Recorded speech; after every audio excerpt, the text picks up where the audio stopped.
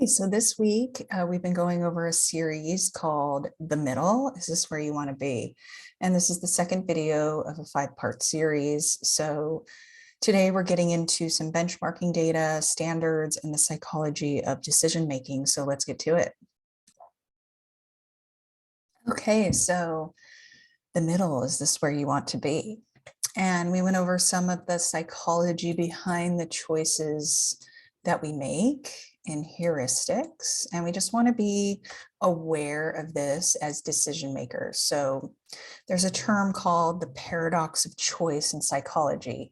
And this article gives us a brief summary of what it means. It's from Psychology Today.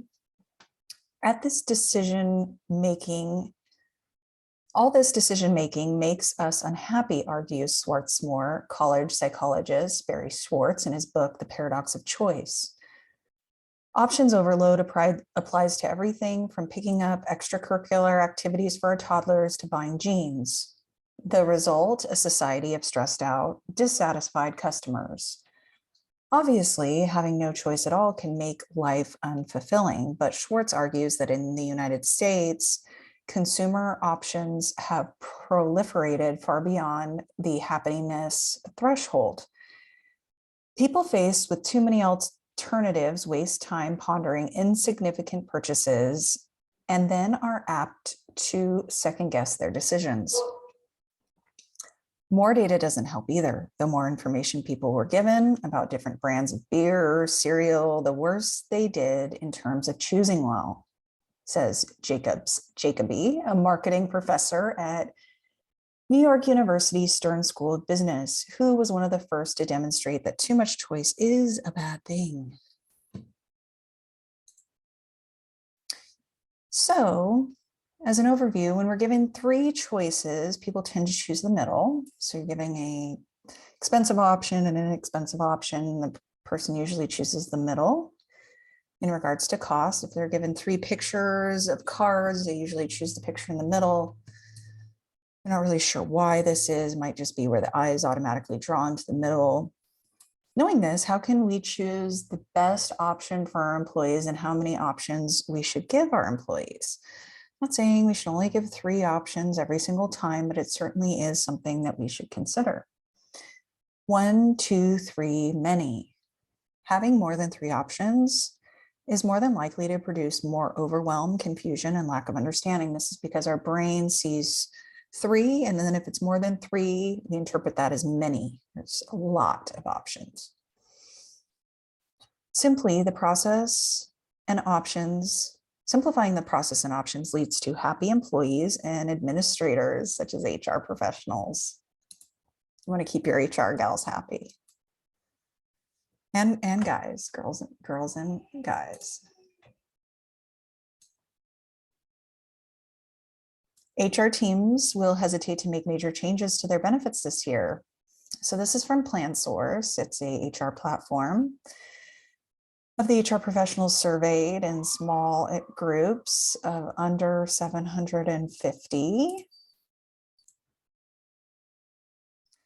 Large groups, 41% were looking to make minimal changes, and about 1 out of 4 were looking to make significant changes. In groups of large, which in this survey was 2,500 employees or more. And in the 750 employee or less category, which is small, they were looking at 65% to none to minimal changes and about 1/3 making moderate changes.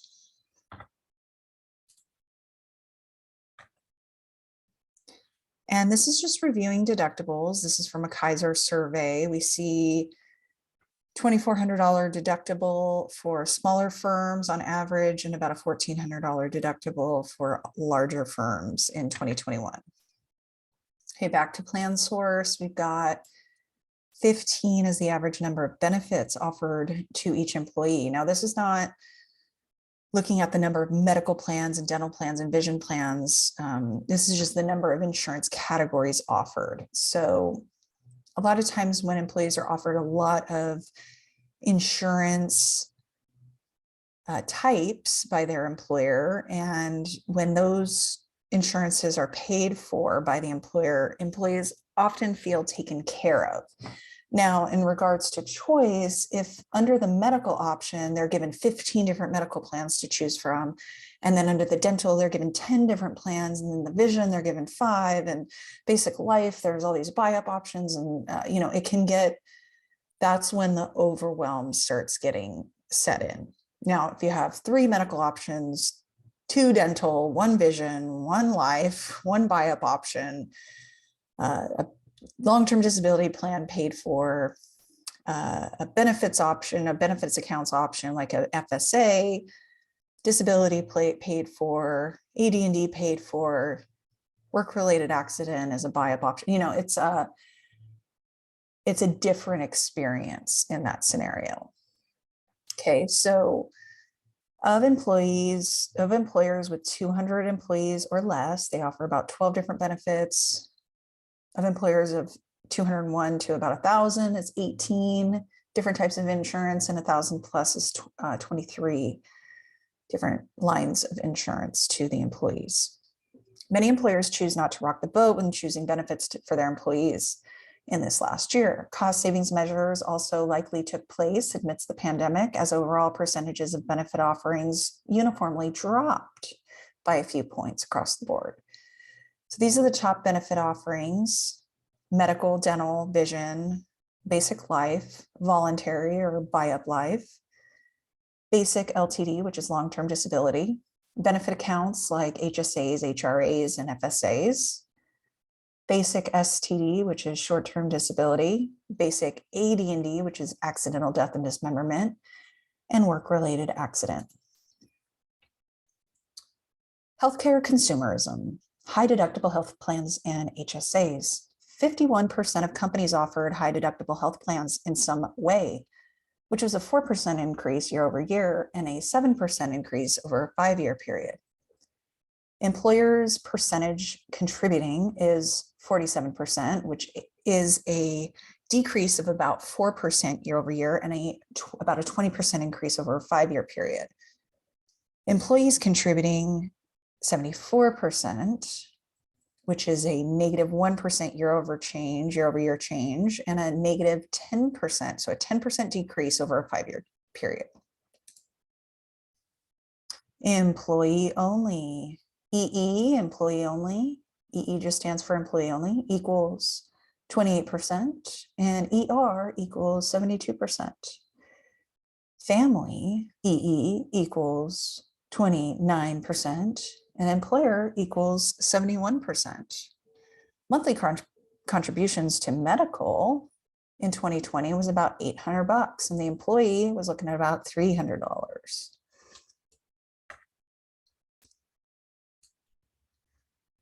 Okay, so this is looking at WIS Business, which is Wisconsin's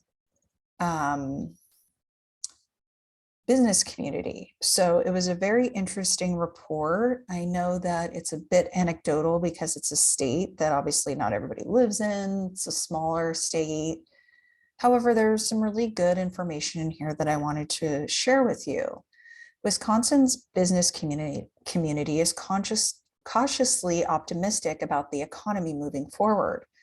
While employers are still confident in their own businesses, historic inflation, supply chain challenges, and a persistent workforce shortage are clearly impacting outlook for employers in 2022. Employers plan significant wage hikes in response to workforce shortages. A new survey from Wisconsin's businesses found that 88% of them are struggling to hire. And the workforce shortage is leading to even higher wage increases than last year. According to Wisconsin's employer survey, more than 8 in 10 companies plan to raise wages by 3% or more in 2022. More notably, 34% of businesses surveyed said that they plan to raise wages by more than 4% in 2022.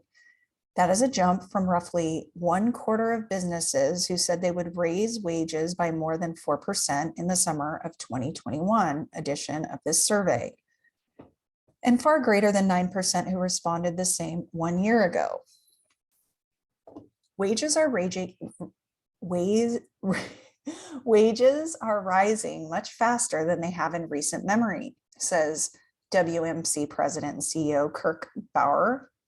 Wisconsin does not have enough people to fill jobs that we have available, and that creates an aggressive competition for talent. We are seeing wages rise at a faster rate, sign-on bonuses, work flexibility, and many other strategies from companies to attract and retain talent. While the Wisconsin Employer Survey revealed significant wage hikes are expected in 2022, a sign of a strong economy, it also shows businesses' confidence has dipped over the last 6 months. 53% of businesses rate the state's economy as strong, which is 5 points fewer than in summer of 2021. Looking to the national economy, 39% of employers rated it as strong, a drop from 53% 6 months ago. When asked how the Wisconsin economy will perform over the next 6 months, 65% expect good or moderate growth, and 1/3 say it will remain flat. In the summer of 2021 survey, only 13% said the economy will remain flat, and more than 8 in 10 businesses expected good to moderate growth. In another sign of waning confidence, most Wisconsin businesses, 68%, still think that they will increase their employee count in the next 6 months, but that is a drop from 79% this past summer. So just interesting information. 3% doesn't seem like a lot, but if you compound that year over year, it really starts to add up, and can be a sign of a declining economy that we may or may not see. And like it says, it's a pretty big decrease when comparing just 6 months ago. Are you having trouble hiring employees? Yes, 88%. No, said 12%. Are you having trouble hiring employees? And if so, why? 44% lack of qualified applicants. 36% a shortage of labor. 9% unemployment benefits too generous. 5% welfare benefits too generous. 4% can't compete with wages / benefits. 1% drug or alcohol abuse. 1% other. How would you rate the current Wisconsin economy? 53% strong, 44% moderate, and 3% weak. How would you rate the current US economy? 39% strong, 47% moderate, 13% weak. What is the top business concern facing your company? 55% said labor availability. Only 4% said COVID. 3% taxes, energy 3%, competition 2%, other 1%, regulation 4%, national economy 5%, healthcare costs 6%, supply chain 19%, and labor availability are the top 2. Was your business profitable in the last 6 months? 88% yes. So why do I bring all this up? Because it's important to, of course, keep up on what's going on out there in the labor market, figure out where you want to be in that labor market. Are you looking to be aggressively finding top talent? Are you looking to maintain what you have? Are you looking to cut down? These are all super important strategies and things that you need to drill down on when looking at what you're going to be offering to your employees. And one thing that I like to bring up to employers is creating stickiness with your employees. We've all heard about creating stickiness with our customers, but what if you focused on stickiness with your employees? What would it look like if you reduced your turnover significantly? What would that do to your business? What would that do to your HR team? What would that do to your customer loyalty? what would a happier and more loyal employee workforce do for your business? If you had employees that were passionate about your business and were loyal to your business, how much of an impact would that have on your customer experience and on your productivity as a business? So I have 3 more videos coming out in this vein with more information for you. However, if you want any copies of the reports, any links to the sources that I've provided today, please contact me. I've got links down below. I appreciate you hanging out with me today, and I will see you tomorrow.